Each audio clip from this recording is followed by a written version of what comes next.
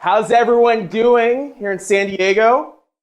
All right, one thing you need to know about me, I'm going to tell you how it is. I'm all about high energy. So I know it's after lunch, people are getting settled in their seats, so we're going to do something real fun before we go ahead and get into this presentation about employee advocacy. Now, I'm really curious to know, over the last couple days that you've been here at Social Media Marketing World, how many times has someone walked up to you and you've been networking and they've asked you if you have a business card and you don't have one? Just be really honest. I don't carry business cards. I don't have any business cards. So I'm guilty of that. All right. I want to share with all of you a really fun, cool growth hack that you can apply right now, as well as for the remainder of the conference, to grow your connections on LinkedIn. Do you want to know what it is? Yes? No? Okay, cool. All right, so pull out your phone and open up the LinkedIn app on your phone. And then here's what we're going to do. From your home screen on LinkedIn, you're going to see an icon that has like two heads. It's like a two-head emoji. Click on that, and at the very top, you're going to see where it says Find Nearby. Tap on that. And what's going to happen is very quickly on your phone, you're going to have to start to see probably every single person in this room that's on LinkedIn. And just use that to add. So you can use that as a growth hack when you're networking. You can use that as a growth hack when you are in the keynote later on today and there's a bunch of people sitting in a room together. So go ahead and try that. Now, on to why we are here. By the way, feel free to add me on LinkedIn. Yeah, so from the LinkedIn app, cool. You're going to see two little head emoji. All right, and then once you tap on that, you go to the very top. Yeah, so then you go to the very top and there's going to be an icon that says Find Nearby. And then tap on that. All right, cool. All right, on to our regularly scheduled program, employee advocacy. By a show of hands, how many of you work at a company that empowers you to share content on social media? Okay, a lot of you. Well, guess what? I've worked for corporations where that wasn't in place. I'm really passionate about this topic because I feel 110% that employees are a company's greatest asset. You know, depending on who you ask at most organizations, they'll say, no, it's our customers. But look, without employees, without all of us in this room that do our jobs, there will be no customers. I think we can all agree. So once again, my name is Carlos Gill. It's great to be here at my 5th Social Media Marketing World.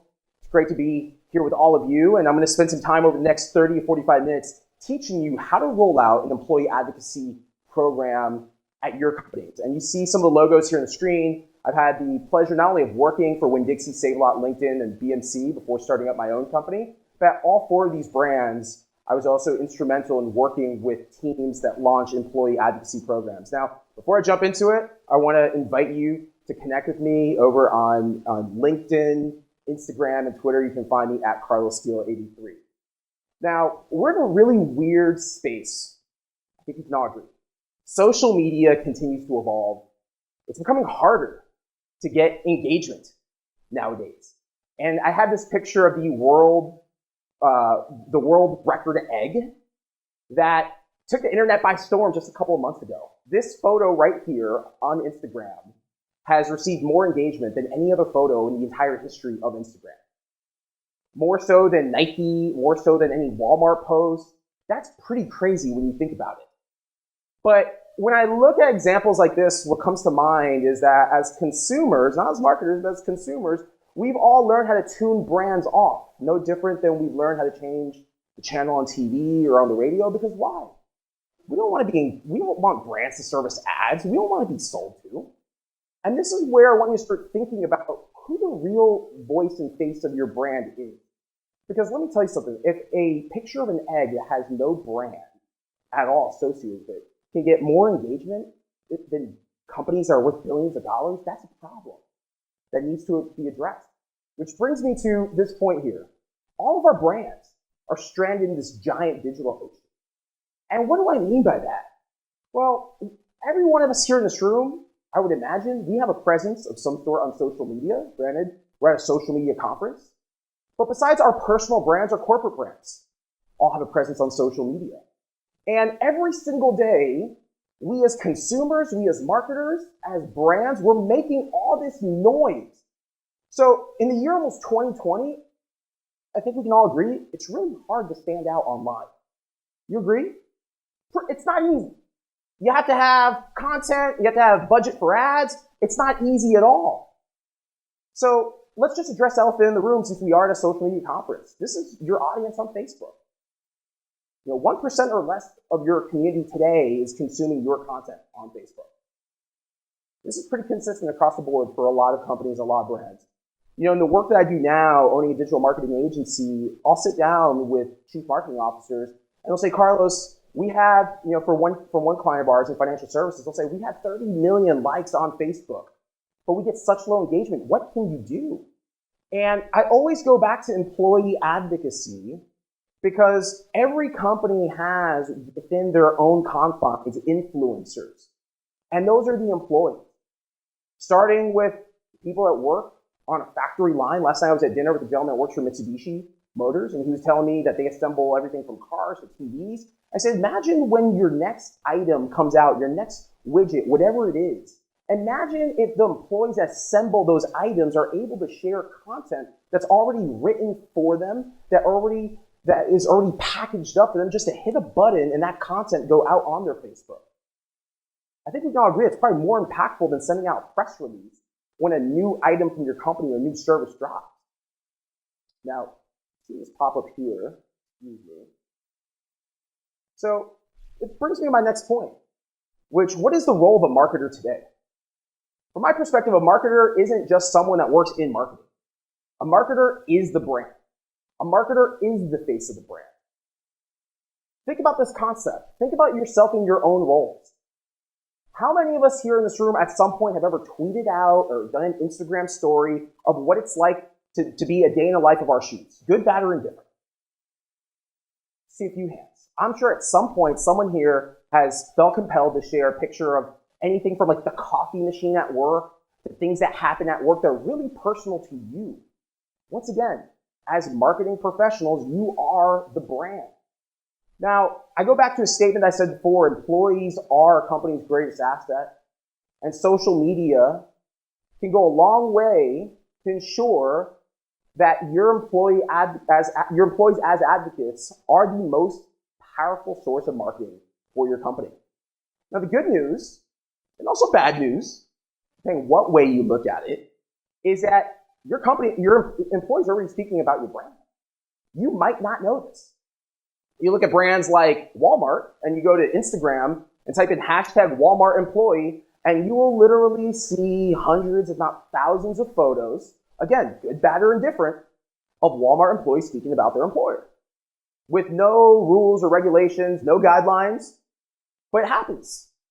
And I want you to do this as an exercise either right now or when you leave the conference. I want you to go on Instagram, and I want you to run a very similar search for your company name, hashtag your company name, and then employee, or hashtag employees of your company name.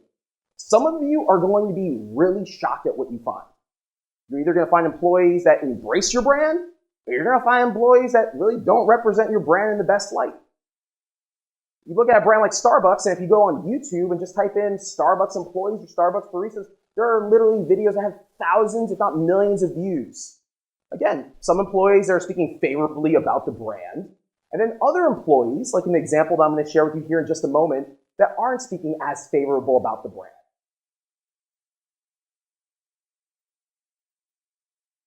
All right, let me see if I can raise this up here. Are we able to get some audio in the back of the room? All right, let me narrate what's happening here. This guy's having a meltdown. This barista right here, when the unicorn frappuccinos came out, no, we're good. In the back of the room, we're good.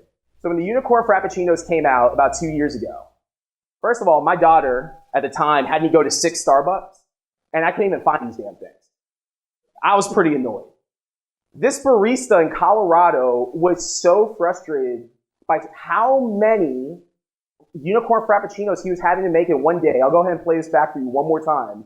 He literally had a meltdown, and he took to social media to tell his following about it. Again, this guy doesn't have necessarily the biggest following, but he was really passionate. And this went viral. TMZ picked it up, BuzzFeed picked it up, and you know how these things happen on the internet. When something goes viral really fast on Facebook, Twitter, Instagram, just like the Shiggy Challenge, just like the world record egg, it gets around. And I use this example a lot, and quite frankly, a lot of CMOs that see this, they look at me like I'm batshit crazy. But the reality is that this is a real employee for Starbucks. And this happens all the time. You just might not know that's happening right in front of you. Now I'm going to share with you a case study that is near and dear to me from a company that I previously used to work for called BMC Software. And I'm going to share this with you now as opposed to the end because a lot of the tips I'm going to share with you in regards to how to create your own employee advocacy strategy, you're going to be able to see how this plays out. So in 2015, I get a job working for BMC. I left LinkedIn and I got this job working at BMC. And I was looking for a quick win within the first 30 days of me working there. And for those of you that have recently taken a new job, you probably know what I'm talking about. Within your first 30 days, you want to make a splash, you want to show the organization that you're a great hire, right? So what I started analyzing is, all right, I work for a company that has 10,000 employees around the world. We have very little engagement on social media, but yet our internal communications department every Friday sends out an email like the one that you see right here, asking our employees to share content on social media. Now, if you're still doing this at your organization, this is a really antiquated system to engage your employees. It really is. There are a few different tools that I recommend using, starting with Dynamic Signal, Sprinkler, as well as Sprout Social. Those are like the three big players when it comes to social media employee advocacy. And I recommend, I was having this conversation at dinner last night, I recommend to my colleagues that I was speaking about this topic that you should definitely look at investing into technology. Because as you're going to see in the next couple of slides, once you have a solution provider in where all of your content lives and you're giving your employees one central location to go to, now you're able to really streamline the process of getting your employees to advocate for you. What is really difficult though is when you're sending out an email with links and asking employees to go ahead and click and just share these links arbitrarily. So I finally convinced our CMO that we need to have an employee advocacy strategy. And here's the key. If you want to roll anything out in your organization, you need the backing of your C-suite. Otherwise, it's not going to work. So what we decided to do, again, I'm 30 days on the job, is we launched this employee advocacy strategy right before our annual user developer conference. So we're putting on this conference in Las Vegas. A lot of our sales reps are going to it. Thousands of customers are flying in. And we decided to launch what was known as our employee advocacy strategy. So Nick Utton, our CMO, sent out this email. And a couple of things I want to point out here. One, when you have the backing of a C-suite executive, it shows authority. Two, we incentivized our employees to go ahead and join the program and to go ahead and share content. And every single time that they would share, they would earn points. Person with the most points would get a MacBook Pro. Well, guess what happened? A few people got really clever. They decided to create bots to automate the sharing process. And for 3 weeks, Twitter shut down our API access. So for 3 weeks, literally, after being a new employee at a company, bragging about how great this was going to be, now it's like, dude, do you even really know what you're doing? Because you just got shut down. We can't even post at all on Twitter. It was pretty bad. So I say this in context because what you're going to hear me say here in just a moment is if you want to engage even 10 employees at your company, there needs to be a why. There needs to be something in it for them. And I'm sorry, dangling a carrot in front of them as an incentive is not the reason why. So we launched this program, and it was really simple. We have the Be Social site set up, besocial.bmc.com. In fact, if you go to that website now, it's active. So you go to besocial.bmc.com. You see 3 steps. Again, if you want to create adoption at scale, you have to make it really, really easy for anyone to do this. Because when you think of the makeup of most companies, you have the tech-savvy millennials and Gen Z that know how to use this stuff. But if you want to get adoption from someone that's at a C-suite or executive level, you have to make it really simple. So 3 easy steps. 1, you sign up, single sign-on with your LinkedIn account. Boom. You're in. You link up your LinkedIn, now you're into the portal. Now there's some things I want to break down here for you. That's how you organize content. Again, we're going to get into this in just a moment in terms of the why and how do you justify that why at your organization. But as you see here on Be Social, content is categorized on the left side by various business units. Corporate communications has its own tab. We have various business units with their own tabs. Each one of these tabs have content. We have event and field marketing with their own tab. So if you want to get mass adoption within your organization for anything, whether it's a campaign that you're launching, employee advocacy, whatever it is, you need to give your various stakeholders a seat at the table. And what I mean by that is you need to make them feel like what you're doing is important for them. Forget the whole organization. If you're having a conversation with someone in HR, then you're having a conversation with that person in HR how this program and what you're trying to do is going to help them attract and retain top-tier talent. If you are trying to sell the why to someone in sales, then you're going to go ahead and sell them on the benefit of this program is to help their sales reps get more leads, which in return is going to drive more ROI to the bottom line, which in return everyone gets more bonus money. You see how that works? So let's talk about how content's organized here. My team and I would spend every single week on Fridays an entire day to write content that was optimized for Twitter, optimized for LinkedIn, optimized for Facebook. We'd have images, we'd have links, all with UTM codes so we can track where we're seeing the biggest lift. And what we also learned is all of a sudden now we're creating a new role within the organization. And when I work with clients nowadays, so for example, we recently helped Western Union launch their employee advocacy program, everyone gets really excited because now there's a new technology that's going to help the marketing team drive more impressions, more engagement, more link clicks, et cetera, et cetera.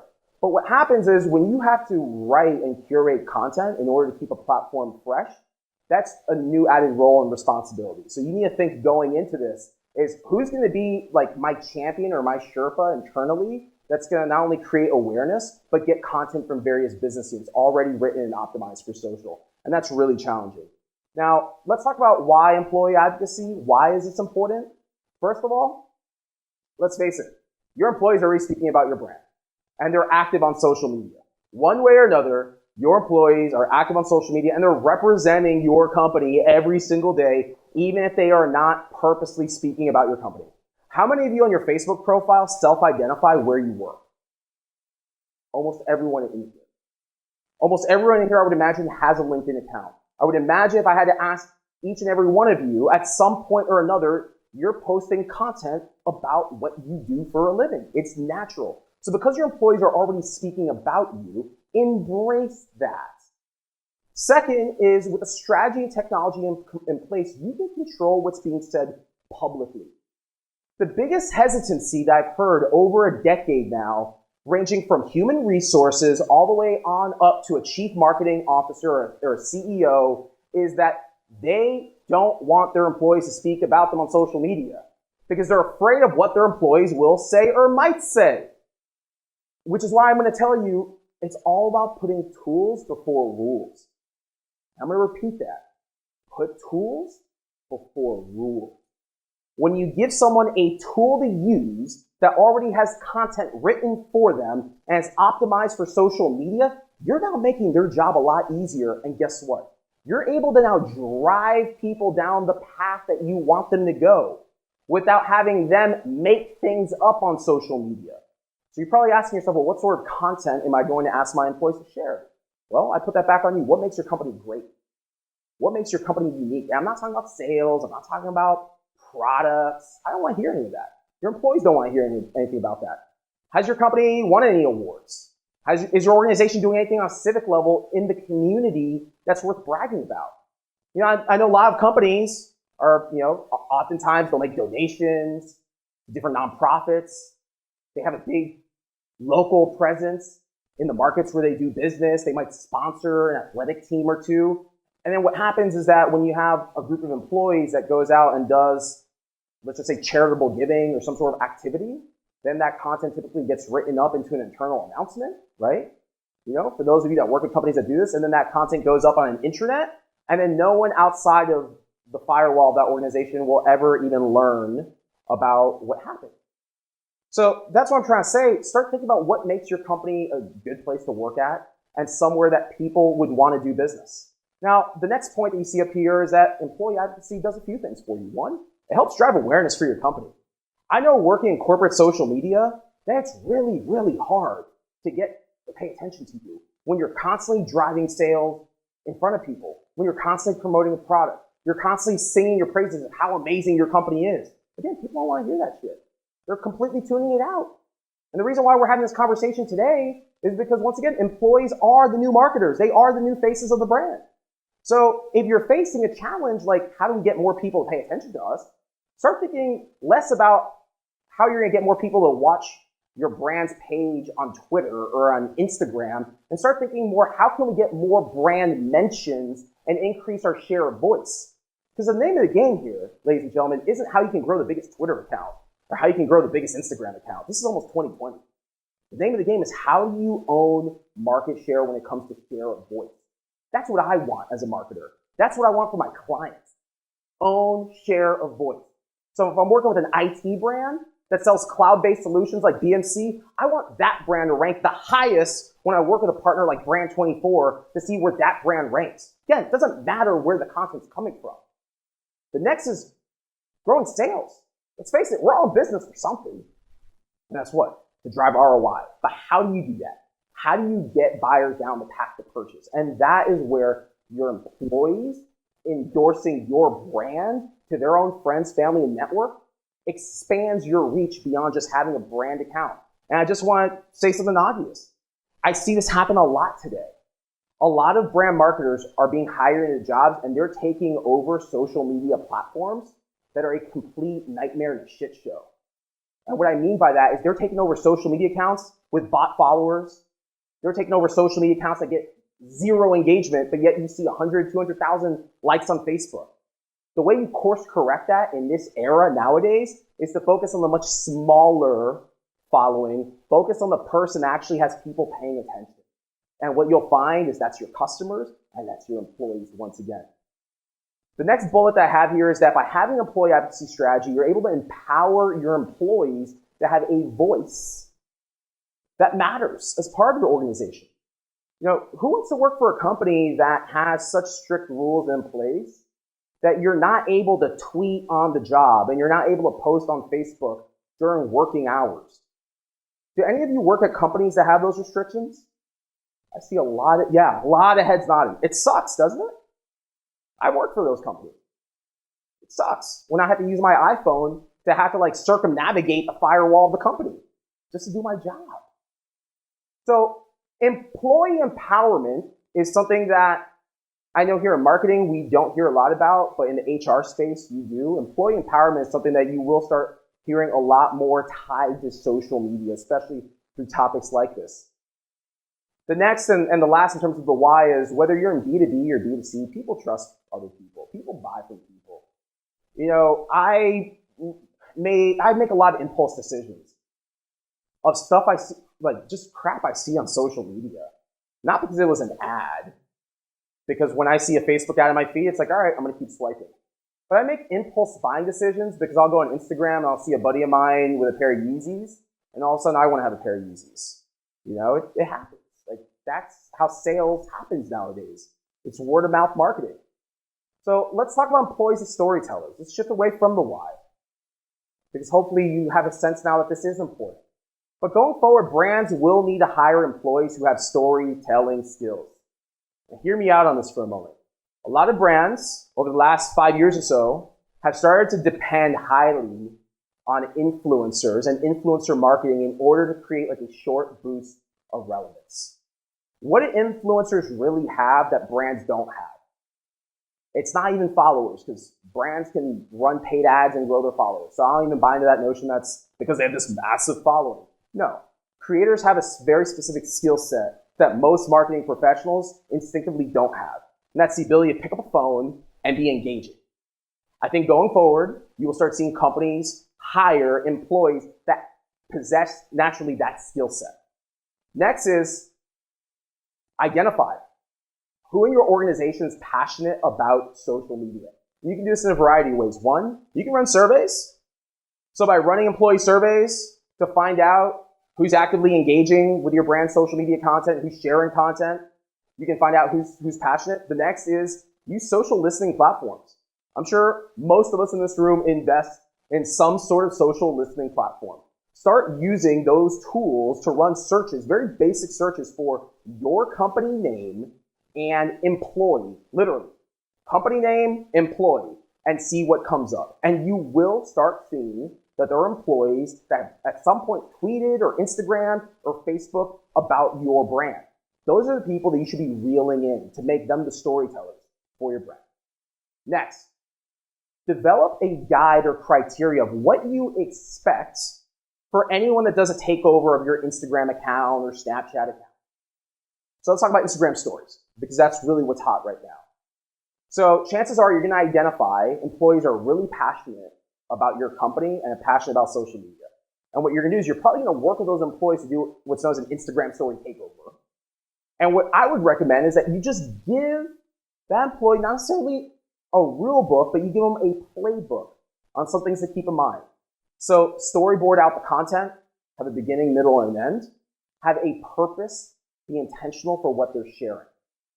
And then a tip for all of you is that be sure to cross-post or cross-promote that takeover is going to take place. And what I mean by this is if you have an employee on a Wednesday that's going to take over your Instagram account, then what you need to start doing is from the Wednesday before, get the word out on your Facebook page, get the word out on your LinkedIn, send out an email blast, make as much noise as you possibly can that employee is going to take over your social media account.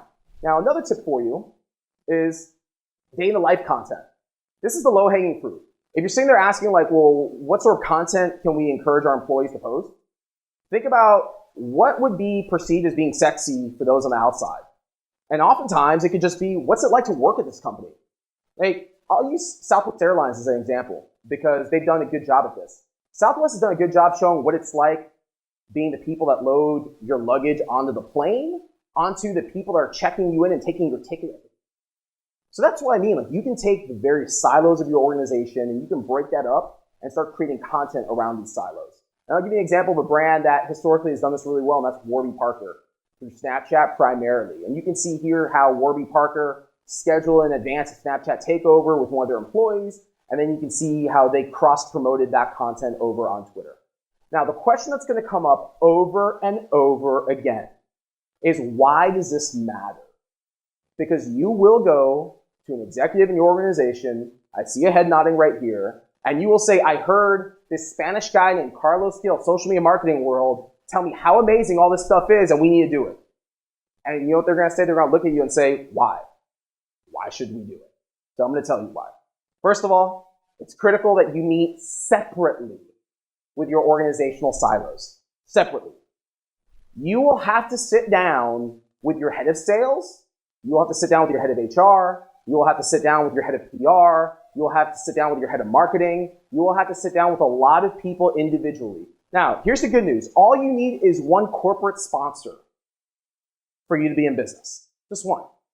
You get one corporate sponsor that sees the vision and you're off to the races.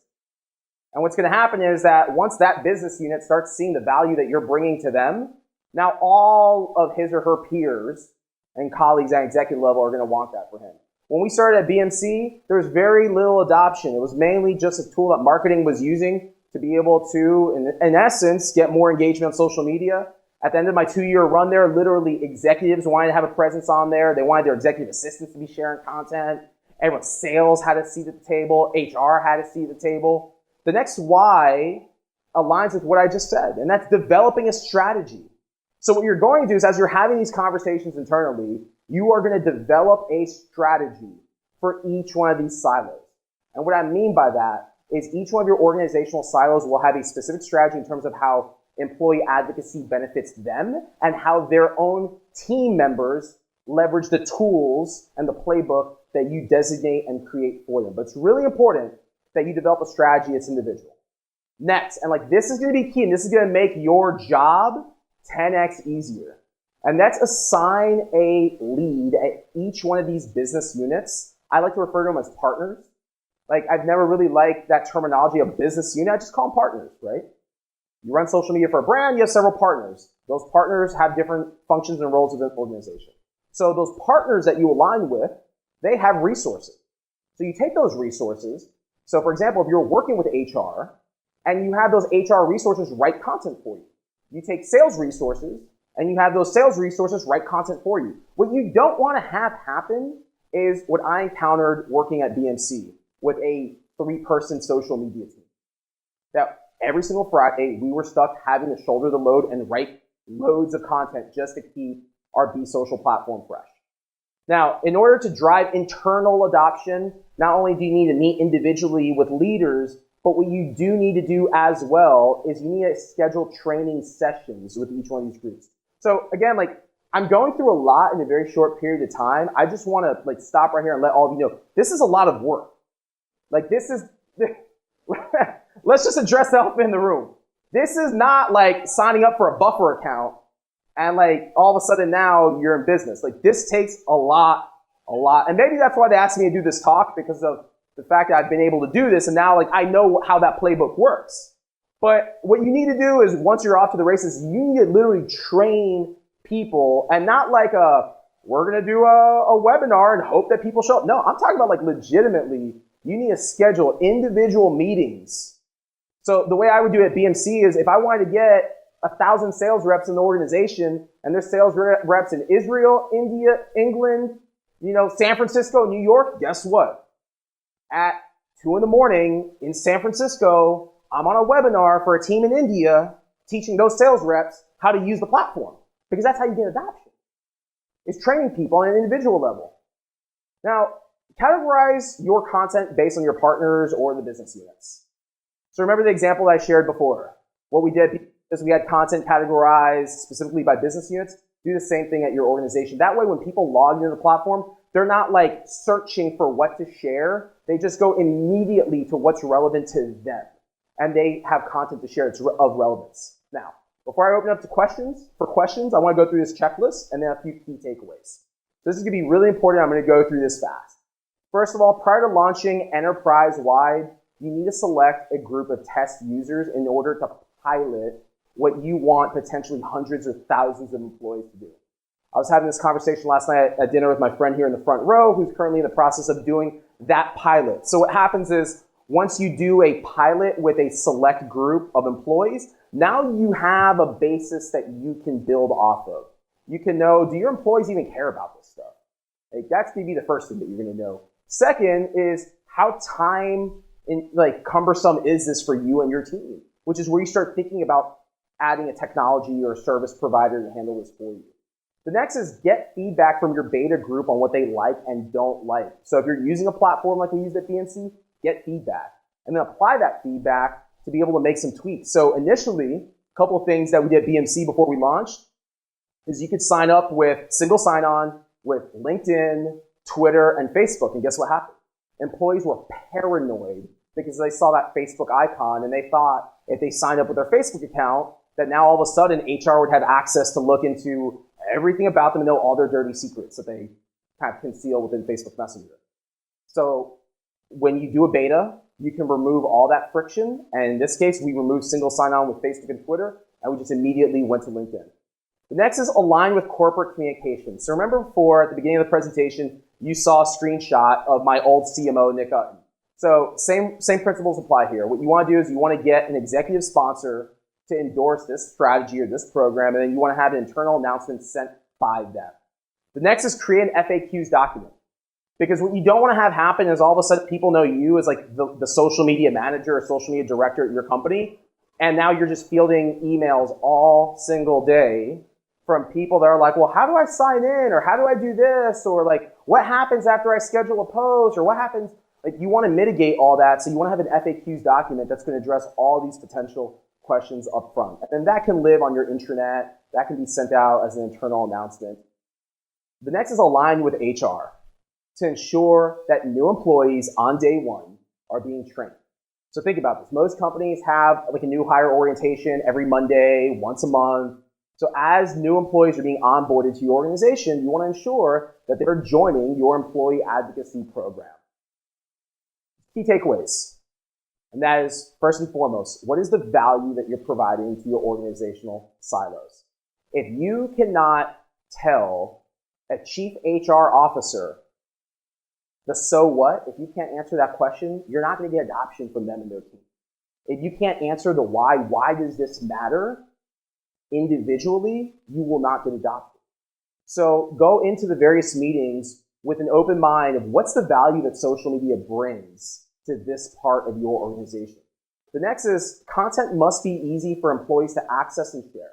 So what I mean by that is have content that's pre-written, it's already loaded, and all people need to do is literally log in and hit a share button or hit a schedule button. So the reason why I was able at BNC to gain adoption from executives all the way on downward was because I would constantly say, all it takes is 30 seconds or less to use the platform. And hey, by the way, something else I want to point out, when you start thinking of the why, personal brand isn't just a hot topic and top of mind for social media marketers.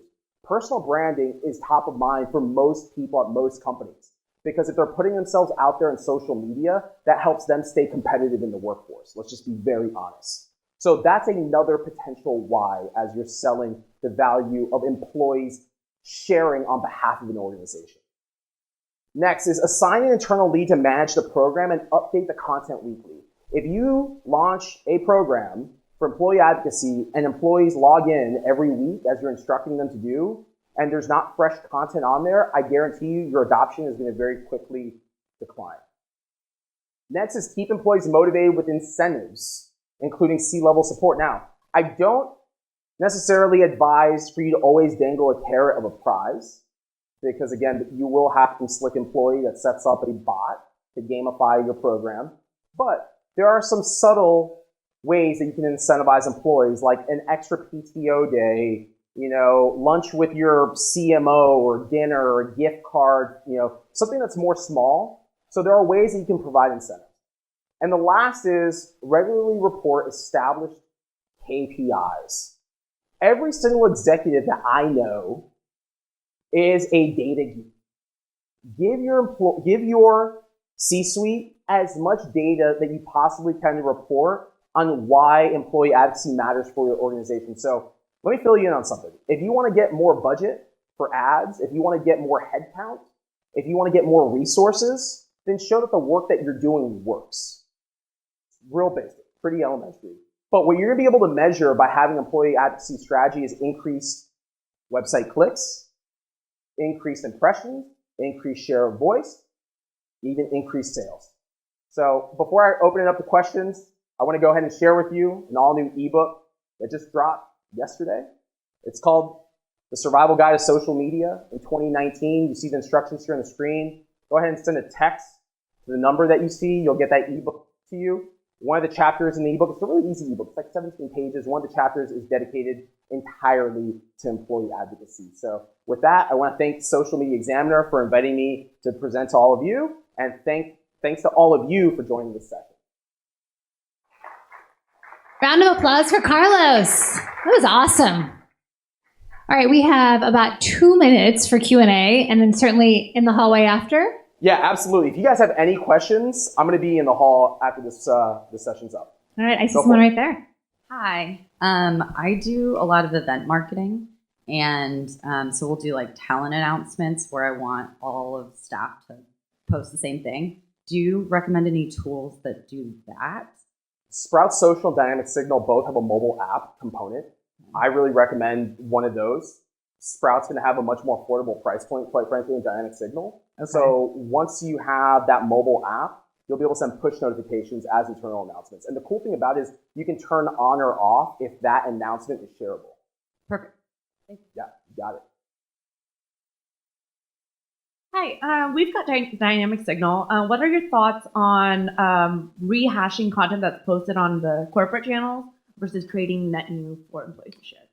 I'm a fan of taking content that lives on your corporate portal and repurposing it with Facebook Notes, repurposing it on Medium. I'm all about expanding distribution of it. So instead of driving people to your .com, take the content on your .com and put it on other mediums where you can actually improve your SEO and organically get more people to find you. Oh, I meant like the post that we already had on our Twitter channel. It's like pulling back into Dynamic Signal, and they're essentially sharing the same content that's on the Twitter feed versus something that might be more organic and looks like it's personally written by that employee. So what I would say is have listing parameters in place where you're pulling in that content, and then selectively, right, the content that represents your company really well, put that into your Dynamic Signal platform. Okay. I think that's good. Awesome. Are we at time, or can we keep going? Are we good? Oh, great. All right. Hi. I just want to say I'm a big Miami Heat fan. Oh, yeah. All right. So do you have any advice for people who work in industries like healthcare? So that's my industry, and we run into issues constantly with HIPAA compliance. Yep. Because we do have a gold mine of wonderful, amazing stories that our employees could share, but having to negotiate that relationship with patients is the biggest hurdle that we come across. This comes up all the time. Protected industries like healthcare and finance or financial services. Keep everything around driving awareness for what you guys do, less about patients. And then just obviously clear everything through like your legal team and present this in a way that you're just raising awareness of what the company does versus specific cases that you work with. Okay, thank you. Cool, you got it. Hi, I manage social for Visa for the CyberSource and Authorized.net brands, and I go around to the different offices and I give a presentation on social advocacy, and it seems like everyone really embraces it, and then they all fall off the wagon. And Training. yeah, so Training. and we can't do, legal won't let us do incentives. Do you have any advice on other ways to get people to keep posting? Because it just happens over and over again. Minor incentives, like you can acknowledge them internally through like an internal announcement. Honestly, I don't know if that's going to do much for people, but you get consistently have to train and be in front of people. Like you have to be a cheerleader internally. Like I found myself at BMC, we had, I think it was Chatter that we would use. I'd literally be on there once a week just reminding people, like, we have new content, go check it out. We had a leaderboard that was created. The leaderboard meant nothing, but like psychologically, at least people feel that they're doing something to contribute to like their internal status amongst their colleagues. So I would just say the more that you get the word out in front of people, after a while, the employees that truly are interested will leverage it. Whoa.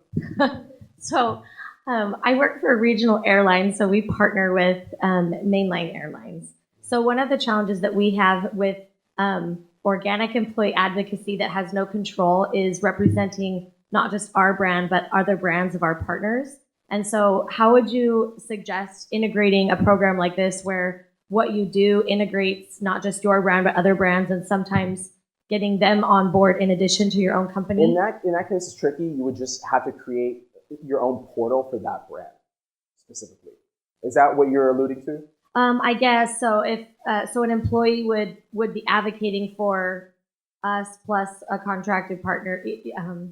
I guess it's kind of what you were talking about earlier with a lot of the restrictions. We are very it's KGB style with how they are so restrictive on what we can share, Right. And there's a lot of policing right now, and with trying to change a culture like that, but not letting the Starbucks of our employee base come out, which they do. It's the buy-in, but then we also have a larger audience of buy-in when we're buying in with our partners too, and it's not just our brand. Does that It's make not sense? just your brand. It goes back to education. Okay. This is not a simple overnight process. It's providing education in terms of what value this is going to bring to those partners. Is it more purchase activity? Is it more mentions on social media? I think you can answer that better than I can. But putting that why in front of your partners in order to get their buy-in is critical. Do you have case studies on your website that assist with that buy-in process? I don't have case studies. I can speak based on what I just presented to you in the experience I've been working with brands. But I do have a lot of literature in terms of how employee advocacy programs work. So I can get with you after I get off here and get your info. I'll send that to you. Thank you.